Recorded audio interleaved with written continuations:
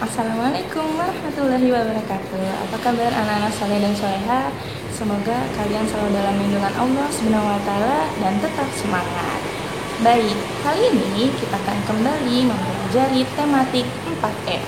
Untuk itu, sebelum kita mulai, silahkan kalian siapkan buku tematik 4F, buku tulis, dan alat tulis kalian.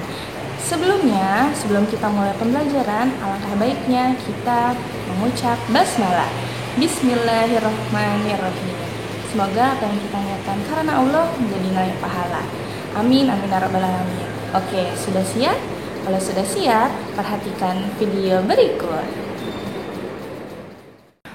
Pada pembelajaran sebelumnya, kalian sudah belajar tentang montase dan juga mozaik.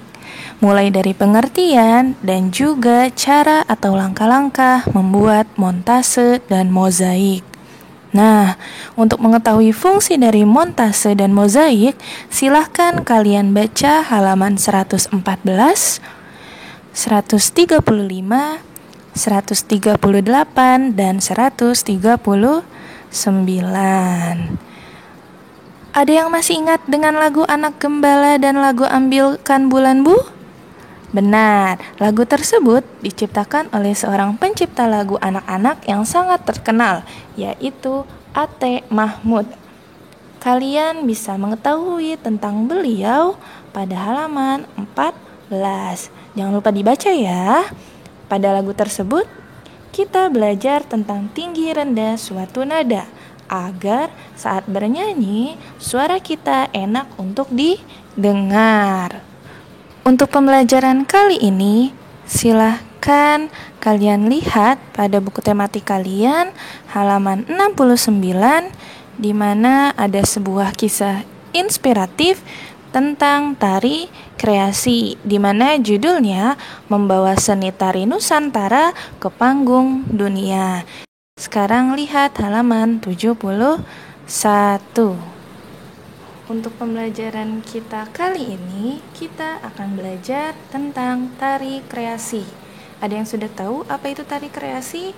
Silakan kalian buka buku tematik 4F halaman 71. Perhatikan ya. Tari kreasi adalah jenis tarian tradisional yang diinovasi dengan menyesuaikan gerakan, alat pengiring, atau properti yang digunakan dalam tarian tersebut agar terlihat modern serta dapat diterima oleh masyarakat Indonesia seiring perkembangan zaman. Banyak juga penari-penari daerah yang sudah memperkenalkan tarian Nusantara ke mancanegara. Hal tersebut merupakan salah satu prestasi dari seorang penari. Ada yang bercita-cita menjadi seorang penari? Oke, Bu Nabila memiliki sebuah kisah inspiratif dari seorang penari yang berjudul Membawa Seni Tari Nusantara ke Panggung Dunia, yang ada pada halaman 69 dan juga halaman 70. Silahkan kalian baca di rumah ya. Nah, sekarang Bu Nabila mau menunjukkan beberapa contoh tari kreasi dari beberapa daerah yang ada di Indonesia.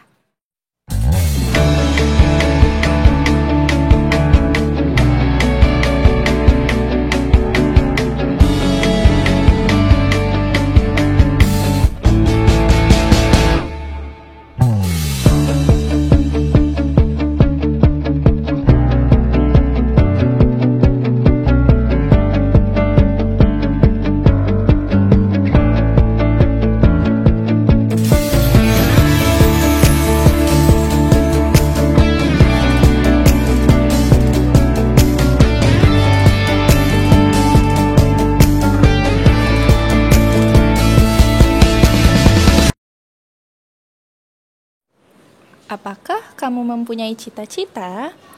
Apakah kamu sudah membayangkan cita-cita kalian ingin menjadi apa? Setiap anak pasti memiliki cita-cita. Semua cita-cita pasti hebat.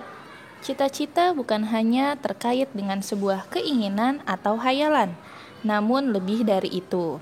Cita-cita adalah sebuah tujuan hidup.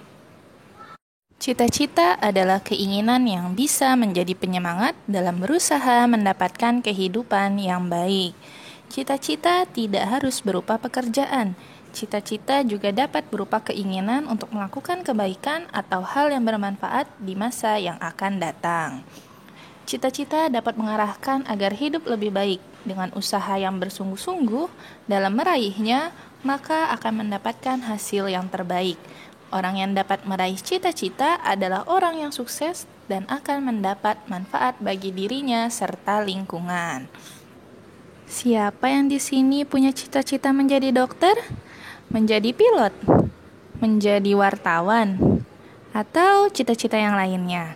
Nah, Bu Nabila punya beberapa kisah inspiratif yang dapat kalian baca pada halaman 25, halaman 55, halaman 76, halaman 102, halaman 109, dan juga halaman 128.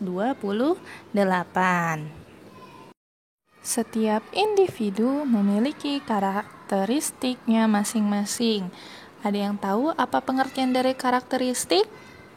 Ya, menurut Kamus Besar Bahasa Indonesia, karakteristik memiliki arti yaitu mempunyai sifat khas sesuai dengan perwatakan tertentu.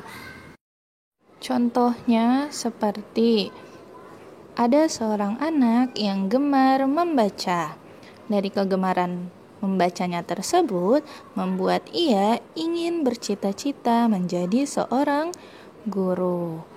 Nah, selain itu, misalnya ada lagi yang suka bermain alat musik yang membuat dirinya bercita-cita ingin menjadi pemain musik. Atau ada yang senang memelihara atau merawat binatang peliharaan. Nah, sehingga membuat ia bercita-cita menjadi dokter hewan. Dan masih banyak lagi contoh dari keragaman karakteristik setiap individu. Setiap individu pasti memiliki karakter yang berbeda-beda. Karakter tersebut dipengaruhi oleh lingkungan dan pengalaman di masa lalu. Dalam kehidupan sehari-hari, karakter atau sifat yang baik haruslah sesuai dengan nilai-nilai masyarakat dan membuat orang di sekitarmu merasa nyaman. Dengan sifat-sifat tersebut, kamu bisa hidup damai, aman, sejahtera, dan bahagia. Dari banyaknya karakter yang terdapat di Indonesia, membuat banyak juga keragaman kebudayaan pada Indonesia. Jumlah penduduk Indonesia lebih dari 250 juta jiwa. Penduduk Indonesia tersebar di seluruh wilayah kepulauan di Indonesia.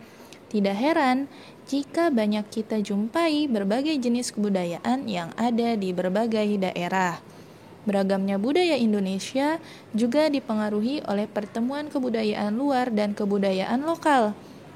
Contoh keragaman kebudayaan Indonesia diantaranya sebagai berikut. Ada bahasa, rumah adat, pakaian adat, tarian dan pertunjukan, senjata tradisional, dan lagu daerah. Serta masih banyak lagi keragaman yang ada di Indonesia. Sehingga membuat toleransi beragama di Indonesia pun tinggi.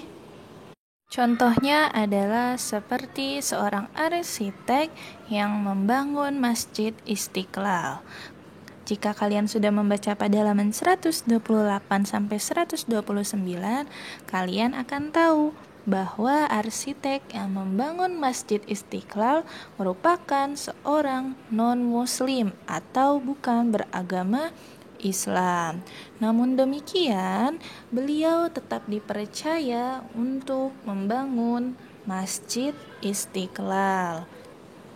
Karena Indonesia merupakan sebuah negara kepulauan yang di dalamnya terdapat beragam suku, budaya, ras, agama, atau kepercayaan lainnya.